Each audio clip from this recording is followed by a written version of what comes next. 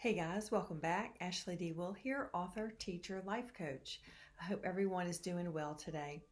So our topic for this video is forgiveness as a defense mechanism. Did you know that you can use forgiveness as a defense mechanism?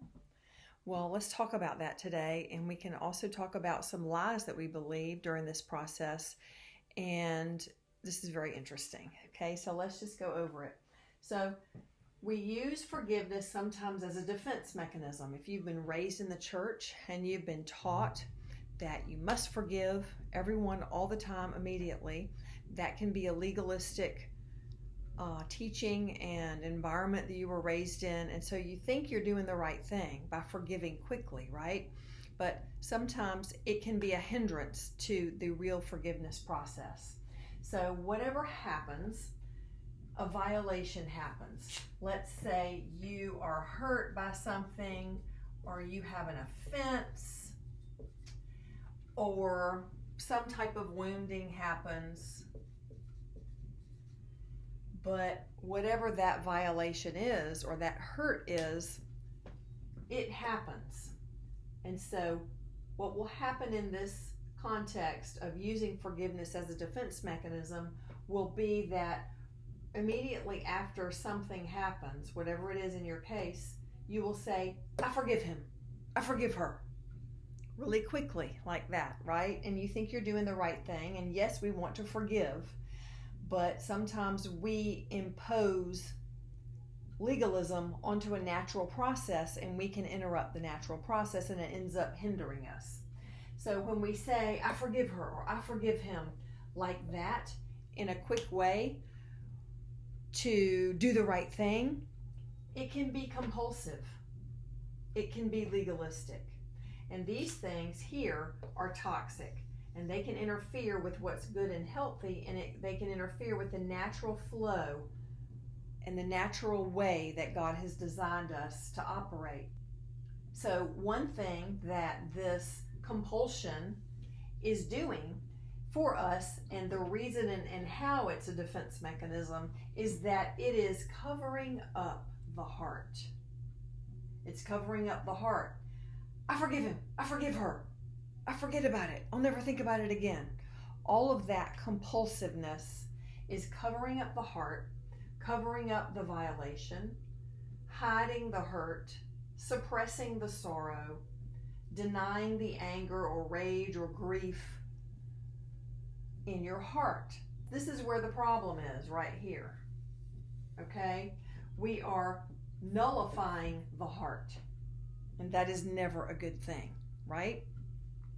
So this is an example of premature forgiveness. Premature, compulsive, legalistic forgiveness. Okay? This can hinder the process. Premature forgiveness can block the forgiveness process, the true, complete healing forgiveness process. And that process is a very natural process. If the Holy Spirit lives inside you, especially if you listen to Him, forgiveness is a natural process that will happen. Okay? So let's look at some other things. This natural process that I'm talking about is what the Holy Spirit does. Okay? So let's go back to here. Violation happens. Let's just take a look at that. When something happens, there's a natural process that takes place. There is an action that someone takes, and this would be the violation, right? Well, that would be here. Then, the second law of thermodynamics tells us that for every action, there's an equal and opposite reaction. That reaction, means again. So the action is happening again in an equal and opposite way. There's an action, there's an equal and opposite reaction. So here's the action that's happening, and then the equal and opposite reaction happens. But a lot of people nullify this reaction they nullify their heart, they nullify their emotions, and they don't let any of that take place. I'm not saying that if someone slaps you in the face, you should slap them back. I'm saying that the action that they took against you, you need to feel it, acknowledge it, and process it. Don't stuff it. Don't stuff it down and deny it. That's very unhealthy, and that's the part of it that is blocking the process.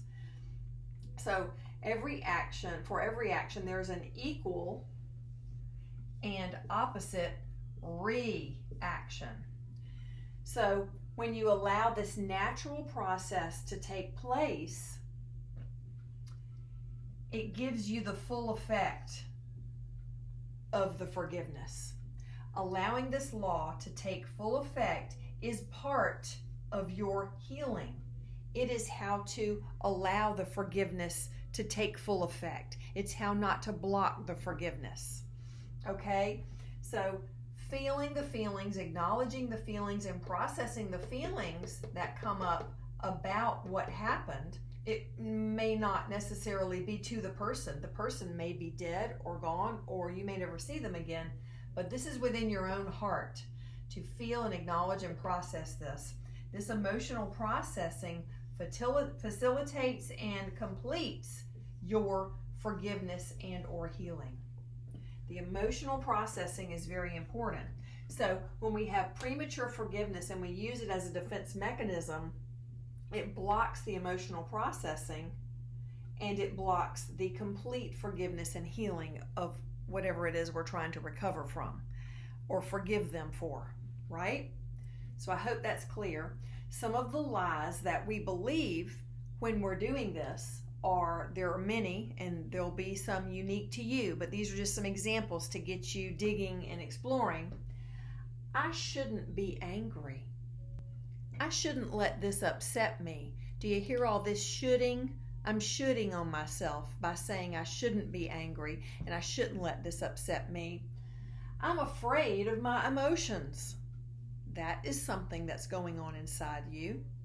I can't feel this. I would be overwhelmed by this. That would be the lie, right? Or I will feel guilty or out of control if I let my emotions surface. Go down that rabbit trail with the Lord and He will pull up all kinds of lies that are in your soul, blocking you from letting this natural process happen. Okay? Most of you watching this channel are believers. So when the Holy Spirit lives inside you, and especially when you are yielding to Him, remember the yield sign? When you are yielding to Him and He is directing and energizing and motivating your life, the forgiveness is going to happen naturally because He is leading. It will happen naturally because you are following the ultimate forgiver. See, you don't have to force it. You don't have to be compulsive and legalistic and throw out this premature forgiveness. You can if you want. You can say, this whole thing can be under the umbrella of, I'm going to forgive this person. That's okay. But to throw it out there legalistically and compulsively is kind of putting a wrench in your tire. Okay? So I just wanted you to see this and to know that this can be going on in some of your hearts where you have technically forgiven them, but you don't feel like you've forgiven them because you've cut off your emotions. You're all up in your head and you haven't connected with your heart to be able to process the feelings and acknowledge them and let them run their course so that you can say, yes, I've made a conscious choice to begin the forgiveness process and I'm really feeling like I have forgiven them, or that I'm coming to the place where I've completed my forgiveness. Okay, so I just wanted to put this out there. This is an issue that came up recently, and so I wanted to share it with you. All right, so I hope this is helpful. You guys remember to like, subscribe, and share, and I'll see you soon.